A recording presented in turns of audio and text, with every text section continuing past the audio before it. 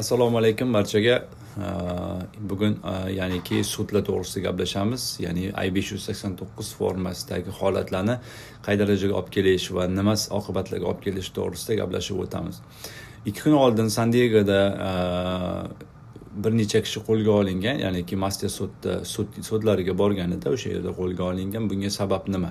Birinchidan, siz I589 formani pustoy, ya'niki hech narsasiz topshirgan bo'lsangiz, ya'ni hech qanday ma'lumotlarsiz, hech qanaqa bir kichkina detallarni yozmasdan topshirgan bo'lsangiz, bu sizga minus olib keladi va qo'lga olish ehtimolligingiz bor. Yoki sud tarafdan sizning ishingiz yopilishi mumkin. Yani ikkinchi masala, xuddi shunday formalarni topshirib, haligacha advokat olmay yurganlar bo'lsa, ularga ham minus olib keladi. Advokat nima uchun kerak bo'ladi? Advokat qachonki ishga kirganda sudya talab qiladiki, I589 formasini boshqatdan topshirishligini va ta'qiblar tarixidagi ma'lumotlarni kiritib, ya'ni to'liqroq holatda topshirishligini talab qiladi. Bu birinchi masala. Ikkinchi masala, yana shu holatga qaytamiz, ya'ni kim Amerikaga kelganiga 2 yildan oshmagan bo'lsa, ya'ni 2 yildan kam holat bo'lgan bo'lsa va formalari hali ham to'liq topshirilmagan bo'lsa va advokat saqlamagan bo'lsa ishi bo'yicha, bu ham minusga olib keladi.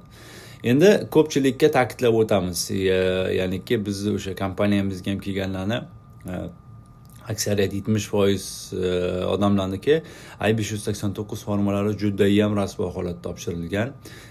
Ya'niki o'zlarining ta'qiblar tarixlarini yozishmagan, qisman bo'lsa ham yozish shart bo'lgan o'sha paytlar, lekin yozilmagan.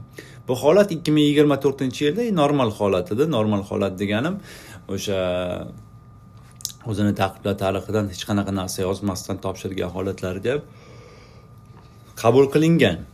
Lekin hozir unday emas. Endi hozir juda ham qattiq qarayapti. Mana shu 2025 yanvar oyidan buyog'iga boshlab agar siyosiy boshpana so'rovchilarni to'liq holatdagi ta'qiblar tarixlari bo'lmasa yoki o'sha ta'qiblar tarihingizni topshirdik ham deylik. O'shandan keyin sudya ko'rib chiqib, siz ta'qiblar tarixingizda hech qanday asos topa olmasa, sizda o'sha zahotiyoq ishingizni tugatadi yoki uskorinya deportatsiyaga beradi. Ya'ni aytmoqchimanki, ishingiz suddan yopadi va holanki ishingiz keyin DChS xodimlari va AIS xodimlariga o'tadi va uskorinya protsessida ketadi. Bu birinchi masalani o'sha davomi edi va keyingi masalamiz bu I589 ni onlayn topshirish holatlari qay holatga olib kelishini ham keyingi videoda ta'kidlab o'taman. Ma'lumot foydali bo'lgan bo'lsa, barchangizga rahmat. Yana ko'rib turganimdan xursandman. Salomat bo'ling.